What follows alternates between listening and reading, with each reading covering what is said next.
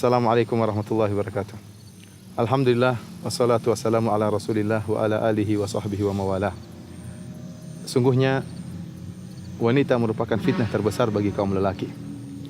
Bukti yang nyata kita lihat di zaman sekarang, betapa banyak lelaki yang begitu mudah tergoda dengan para wanita. Dan syaitan benar-benar menjadikan para wanita sebagai sarana untuk menjerat kaum lelaki. Terjadilah banyak perzinahan, terjadilah hubungan-hubungan gelap yang diharamkan oleh Allah Subhanahu wa taala. Dan hal ini telah diingatkan oleh Nabi sallallahu alaihi wasallam dari jauh-jauh dahulu. Nabi sallallahu alaihi wasallam bersabda di antaranya, "Fattaqud dunya wattaqun nisa. Fa inna awwala fitnati bani Israil kanat fin nisa." Kata Nabi sallallahu alaihi wasallam, takutlah kalian kepada dunia dan takutlah kalian kepada wanita. Rasulullah sallallahu alaihi wasallam mengingatkan dunia, kemudian Rasulullah SAW mengkhususkan wanita setelah menyebutkan dunia. Dan kita tahu bahwasanya fitnah wanita merupakan dari fitnah dunia. Akan tapi Rasulullah SAW mengkhususkan penyebutan fitnah wanita. Kemudian Nabi SAW menyebutkan kenapa Rasulullah SAW mengkhususkan penyebutan fitnah wanita. Kata Nabi SAW, fa inna awwala fitnati bani Israil kanat fin nisa. Sungguhnya fitnah yang pertama kali menimpa Bani Israel adalah karena wanita. Rasulullah SAW juga bersabda, "Ma taraktu ba'di fitnatan adarra 'ala rijal minan nisa." Tidak pernah aku tinggalkan suatu fitnah yang lebih berbahaya bagi para lelaki lebih daripada fitnah wanita. Sungguh fitnah wanita adalah fitnah yang paling berbahaya bagi kaum lelaki. Kita tahu bahwasanya lelaki diciptakan oleh Allah Subhanahu wa taala memiliki hasrat kepada wanita, tunduk kepada wanita. Sampai-sampai ya Rasulullah SAW bersabda, "Al-mar'atu aurah." Sungguhnya perempuan itu adalah aurat. Fa idza kharajat istashrafaha syaitan. Kata Nabi SAW, wanita itu aurat dan jika dia keluar dari rumahnya, maka syaitan sudah mengincarnya. Kenapa syaitan mengincarnya? Syaitan ingin menjadikan para wanita sebagai sarana untuk menjebak para lelaki, untuk menjauhkan para lelaki dari agama mereka. Dijadikanlah para wanita senang untuk berhias, dijadikanlah para wanita senang untuk mengumbar aurat mereka, dijadikanlah para wanita sebagai hiasan di mana-mana. Ini kenyataan yang ada yang kita lihat di mana-mana. Wanita menjadi pajangan, wanita menjadi bahan hiasan. Karena memang suatu pemandangan yang sangat dicintai oleh para lelaki. Syaitan mengerti akan hal ini. Dan syaitan menjadikan wanita sebagai sarana yang mudah, yang sangat mudah untuk menjerumuskan para lelaki.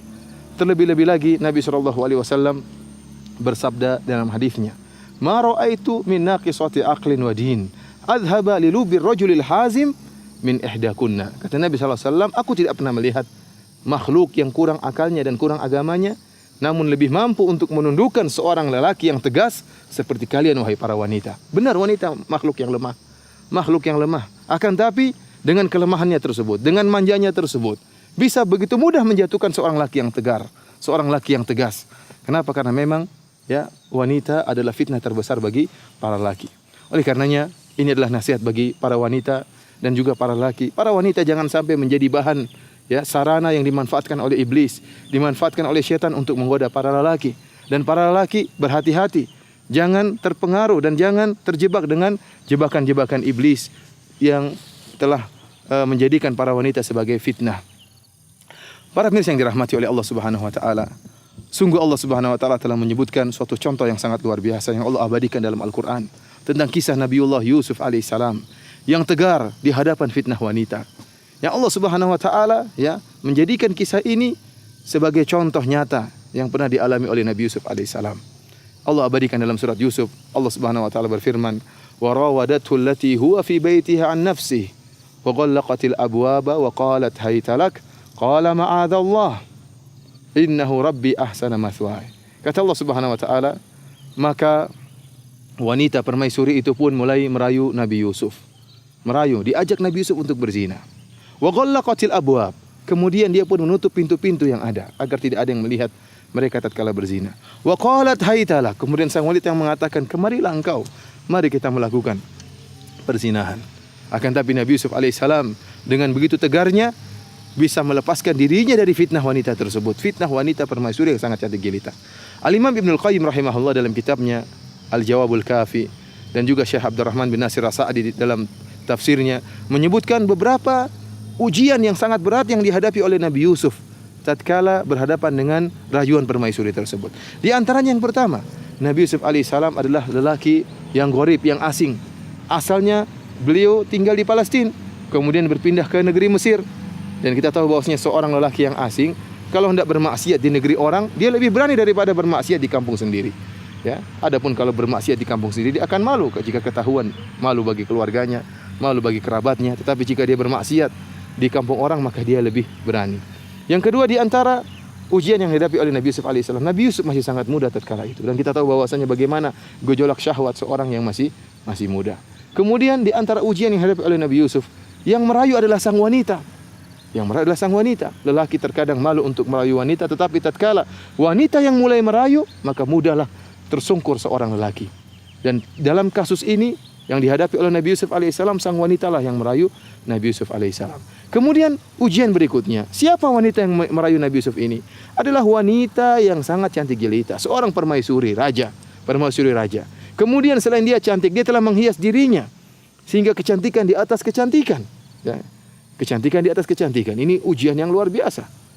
Dirayu oleh seorang wanita yang sangat cantik dan kaya raya. Kemudian juga di antara ujian berikutnya, wa ghallaqatil abwab, kata Allah Subhanahu wa taala, sang wanita telah mengunci seluruh pintu, tidak ada yang melihat. Dan kita tahu bagaimana seorang tatkala bermaksiat tidak ada yang melihat, dia lebih mudah untuk bermaksiat karena dia tidak malu, tidak ada yang melihat dia. Ini ujian-ujian berat yang dihadapi oleh Nabi Yusuf alaihissalam. Akan tapi Nabiullah Yusuf alaihissalam tegar dalam menghadapi ujian tersebut. Kenapa? Dia takut kepada Allah Subhanahu wa taala. Kata Allah Subhanahu wa taala, "Innahu min ibadinal mukhlasin." Ya, Allah Subhanahu wa taala menyelamatkan Nabi Yusuf alaihissalam karena Nabi Yusuf adalah orang-orang yang ikhlas, diselamatkan oleh Allah Subhanahu wa taala. Dan Nabi Yusuf pun lari. Fastabaqal bab. Nabi Yusuf segera lari meninggalkan tempat tersebut. Tidak ada yang menjamin Nabi Yusuf alaihissalam tegar terus di hadapan maksiat tersebut, maka dia segera meninggalkan tempat maksiat tadi. Oleh karenanya para pemirsa yang dirahmati oleh Allah Subhanahu wa taala, jika Anda dihadapkan dengan fitnah wanita, jika Anda dirayu oleh seorang wanita yang cantik jelita dan kaya raya, ingatlah bagaimana Nabi Yusuf alaihissalam telah digoda dengan godaan yang lebih berat daripada yang Anda hadapi. Akan tapi karena Nabi Yusuf alaihissalam berdoa kepada Allah Subhanahu wa taala dan mengingat keagungan Allah Subhanahu wa taala dan takut akan azab Allah Subhanahu wa taala, maka dia meninggalkan tempat maksiat tersebut. Dia meninggalkan rayuan wanita tersebut dan dia lari meninggalkan tempat tersebut. Inilah para pemirsa yang dirahmati oleh Allah Subhanahu wa taala, hendaknya kita ingat akan hari akhirat, bahwasanya kenikmatan yang kita dapatkan dengan cara yang haram, ya, dengan hubungan yang tidak benar dengan wanita yang tidak halal bagi kita, maka ingatlah kita hanya mendapatkan kenikmatan sesaat. Setelah itu kita akan mendapatkan siksaan yang terus-menerus, siksaan yang pedih yang akan dirasakan oleh seorang yang bermaksiat kepada Allah, yang melakukan perzinahan, yang melakukan hubungan gelap dengan wanita yang tidak halal baginya. Allah mengancam mereka, orang-orang yang berzina, Allah akan ancam mereka di akhirat kelak. Mereka akan diadab di alam kubur sebelum diadab di neraka jahanam. Semoga Allah Subhanahu wa taala menjauhkan kita dari fitnah wanita, dan semoga Allah Subhanahu wa taala menegarkan iman kita tatkala kita dihadapkan dengan rayuan dan godaan wanita yang tidak halal bagi kita. Wahai para wanita, janganlah Anda dimanfaatkan oleh iblis. Jangan Anda dijadikan perangkap iblis untuk menjerat para kaum lelaki. Ingatlah setiap aurat yang Anda buka, yang dilihat oleh para lelaki, akan dicatat oleh Allah Subhanahu wa taala dan akan menambah beratnya azab Anda pada hari kiamat kelak. Semakin banyak mata yang melihat aurat yang Anda umbar, maka semakin berat pula azab yang Anda rasakan di akhirat kelak. Oleh karenanya begitu mengerikan bagaimana kondisi para artis, para wanita yang menjadi bintang iklan, yang mengumbar aurat mereka, terpajang di televisi, terpajang di iklan-iklan, dilihat oleh jutaan orang. Maka sungguh pedih azab yang akan mereka rasakan jika mereka tidak bertaubat kepada Allah Subhanahu wa taala. Setiap mata yang menikmati aurat yang terumbarkan tersebut akan berberat azabnya pada hari kiamat kelak. Kemudian wahai para lelaki, jauhkanlah diri Anda dari fitnah wanita. Tundukkanlah pandanganmu karena Allah Subhanahu wa taala. Ingat bahwasanya Allah Subhanahu wa taala ya'lamu kha'inatal a'yun. Allah mengetahui pengkhianatan lirikan pandangan mata Anda. Meskipun tidak ada yang melihat Anda tatkala Anda melirik aurat wanita yang tidak halal bagi Anda, ketahuilah dicatat oleh Allah Subhanahu wa taala. Kemudian jauhilah diri Anda dari tempat-tempat maksiat. Jangan menjebak diri Anda dalam tempat-tempat bermaksiat.